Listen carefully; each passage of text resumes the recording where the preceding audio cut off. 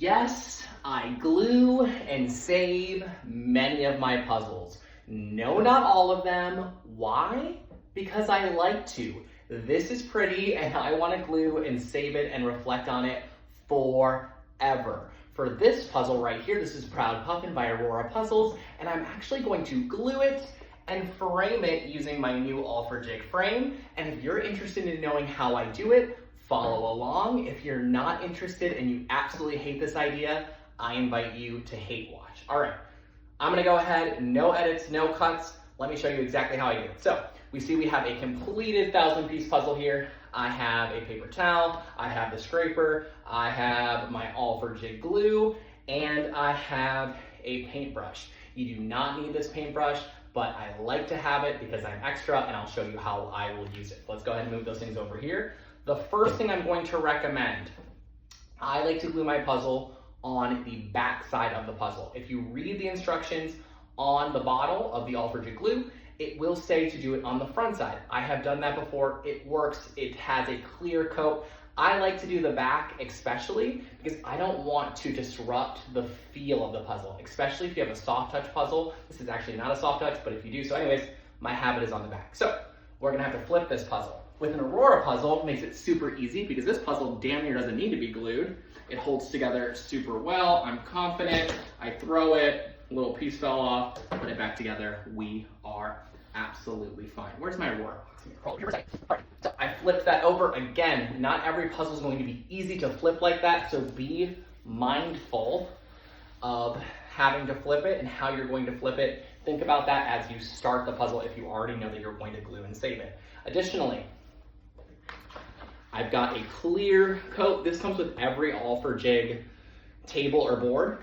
I glue on top of that so it does not disrupt the, come back with me, does not disrupt the actual surface of my puzzle board. This is a puzzle board and I have my clear coat, so if any glue spills, it will glue on top of this clear, whatever the hell that's called, rather than the puzzle board. All right, you can see that this is pushing up here. I like to use my puzzle box, push this over, and just make sure that the pieces are flat. So I'm using my Aurora Puzzles puzzle box of Proud Puffin to flatten out these pieces. Just use a surface, apply some pressure, and just making sure that they're all connected and that they're going to be glued flat, okay? So we did that. Also, you can use your hands. Just make sure if you see any pieces bulging, you go ahead and fix that. All right, so now we have our puzzle flattened. Now on to the gluing. Another good thing about doing the backside is there's not really a wrong way to do it. If you mess up the front side and your streaks are too streaky and streaking, it can mess up the image of the back. Ain't no one looking at that, ain't no one worried about that. So I don't get too specific on how you do it. Shake a little bit of glue, open a little bit of glue, and put that there. And I just do whatever the glue tells me to do. Some strips. Be a little bit sparing, I guess. Let's stop there. You don't want to use too much glue. And again, not because it's going to mess up anything on the back, but because you want to preserve your glue for the next time. You don't want to use too much and then you waste glue. I, of course, had like 3 things and somehow I'm losing things. Here we go. Here's my scraper. And you just take it. And I also feel like on the back, because it's typically a cardboard, pale kind of color, you can see where that glue has been placed on the pieces. So I'm just using my scraper. And again, I'm really not good at arts and crafts. Even though I'm having a fun time with this, I feel like other people will be way more organized. But the good news is, it doesn't really matter. As long as the glue is touching the pieces, and I'm glad that I stopped, because look how much glue I actually have. And if I would have kept going and kept spilling, I might have overdone it and used glue that we don't need to use. I additionally like to do this on my puzzle board because I can rotate. Okay, I'm probably gonna fast forward through this part. Let me continue to spread.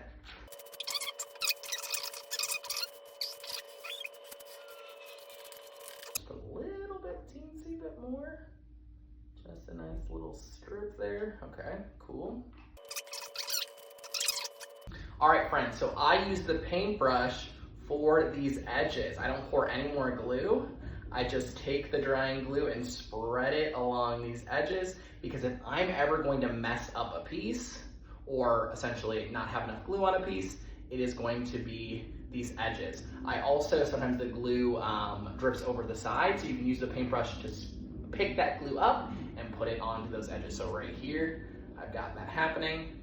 Just pick that up, put it right here on these edges. If you need a little bit more, let's go ahead and grab it. All right, and then I use the paper towel to wipe up any excess glue so it doesn't dry on my puzzle, or dry my puzzle to, rather, the plastic. And that's it. Now I wait 3 hours undisturbed, and then we will come back and check on the finished product. Stay tuned. Okay, perfect. It is 3-ish hours later. I don't really know. I lost track of time, and we are going to check in on our glued and dried Proud Puffin puzzle. Ooh, there we are. Look at that. You can see it's wobbling, but it is not breaking apart. It is effortlessly together, and it is perfectly ready to be stored, whether I store it in my All for Jacob binder, or in this case, I am going to frame it. Y'all, puzzles are art, especially when you intentionally pick brands that utilize amazing artists. This is an Aurora puzzle, so they utilize artists from the great state of Alaska. Let me go ahead and stand up and give you a little bit closer. See that detail? These are great puzzles for you to glue and store and or frame, whether it is going to be displayed in your house, or one of the things, I know this is going to be crazy, as the holidays come up, I'm going to be posting this video in July, but they are right around the corner.